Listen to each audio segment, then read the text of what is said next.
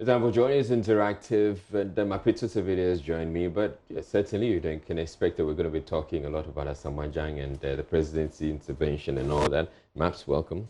Thank you. Izzy, you know how to join the conversation on Facebook, Twitter, and Instagram. We are Joe News. Before we get to football, let's start with the RTI bill, where President Nana Akufo-Addo today assented to the right to information law 56 days after it was passed by Parliament. Now, in a Twitter post, the President noted that the law presents further opportunity for Ghanaians to have access to relevant information on how the country is governed. The law will ease citizens access to information from public officers and officials when it comes into effect. We've been hearing your thoughts on this.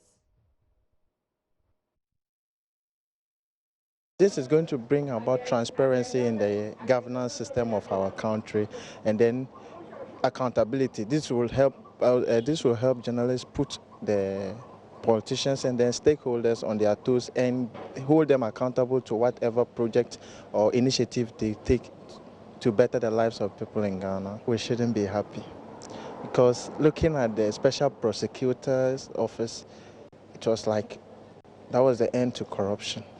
But we are all living witnesses to what the media is now saying these days, that he's too slow. So until he starts manifesting, we shouldn't start jubilating. And then Ghana, we are known for passing beautiful and nice bills and then into laws.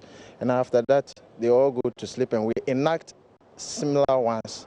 And then they come and then we are all over running and then they go into the archives. I think we should be excited, and maybe on the other way around too, we should not be excited because we live in a country where laws are assented into and then they become a law, but it's not really enforced to make it implementable.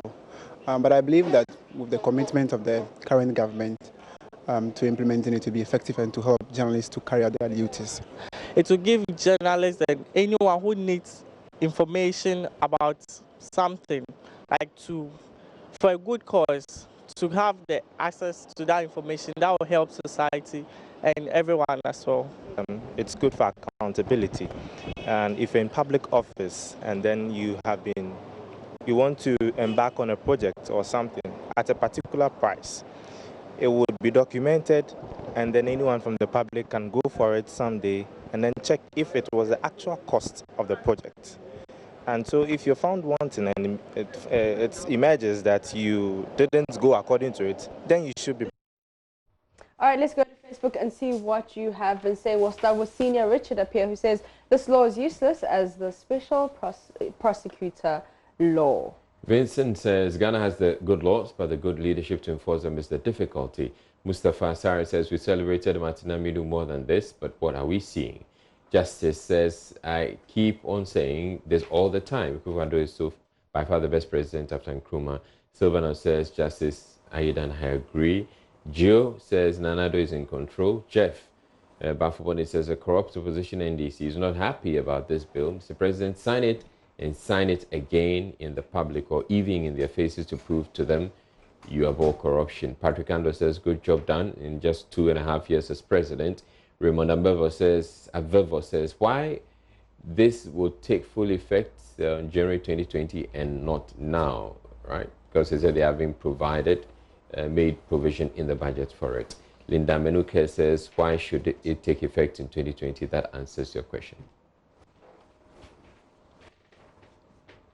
How prepared are we as a nation for any disaster? Because the United Nations Office for Disaster Risk Reduction 2019 Global Assessment Report has warned of new, emerging and much larger threats than ever experienced in the history of mankind, largely because of climate change. So we went to the streets of Accra and we've been asking you, how prepared is Ghana for any future disasters? We are not prepared enough. We always wait till something happens before our leaders do take action. And we all know the cause of some of these problems. If it's either sanitation, poor sanitation, or people are building in waterways. If it's in waterways, let's clear those buildings. If it's sanitation, let's take harder decisions. Are we going to ban them or we're going to regulate them? And so I think as a nation, we shouldn't always be reactionary. We should always be proactive. Let's make sure that the things that happened some few years ago do not repeat itself. It's time citizens of the nation listen to the education given us by the NADMO, to avoid any havoc. But I don't think we are prepared, especially Ghana and this part of our world. I don't think we are prepared at all. Why not? It's happened that year after year we see this disaster occurring over and over again, and it seems that our present government is not even doing anything about it. The people ourselves in Ghana are a major part of the disaster that is occurring in Ghana. Ghana is not really prepared for disasters because we wait for it to happen before we now take measures to deal with it. But that shouldn't be the case. We must prepare adequately to face any disaster that will happen. So I think the government must be on its feet, put measures in place to prevent all these things before the disaster will come. So adequate preparation has to be made towards. Now, I'm sure we all know about Asamoah Gyan's retirement, and he's been trending on Twitter throughout the day, and we'll be taking some of your tweets on that. Let's see if we can get some tweets there. Remember, our Twitter page is Joy News on TV, so do join the conversation there. All right, so Guru says, put some respect on his name, Asamoah Gyan. He is a true legend. He's a true hero and deserves some accolades. A true face of Ghana football, okay? And Juma Odiambo says, Asamoah Gyan will be remembered for missing a penalty at the South Africa 2010 World Cup that caused Africa to miss the semi-finals, remember? And Sadiq Adam says, I love Asamoah Gyan, and I have stated he is the best, the greatest, and the most prominent member of the Ghana Black Stars in the last 2 decades. You may hate him, but these are things you'll be forced to admit. But as captain, a leader, he didn't live up. I'm sorry. And Samuel Atamesa says, Ghanaians in football, no point insulting Asamoah Gyan. He's played his part and paid his dues. He took the flag of Ghana to many places that our international relations strategy could not even deliver. Let's thank him for his sacrifices for Ghana, my thinking.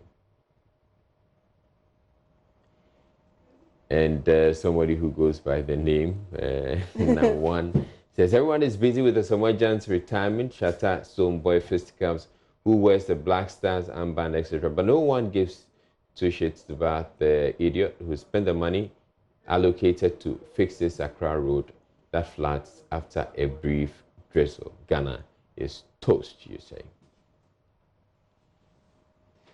And, well, Gary Al Smith says, Asamoah Gyan has been easily Ghana's most central player since 2006. He lives in controversy, but what a story he has had. It's true. He's had quite a story. Yeah. All right. Then Papi Kojo says, the best thing that ever happened to Ghana football, Asamoah Gyan. All right. Remember to continue the conversation on Facebook, Twitter, and Instagram. We're Joy News on TV, and I am Apito CBD.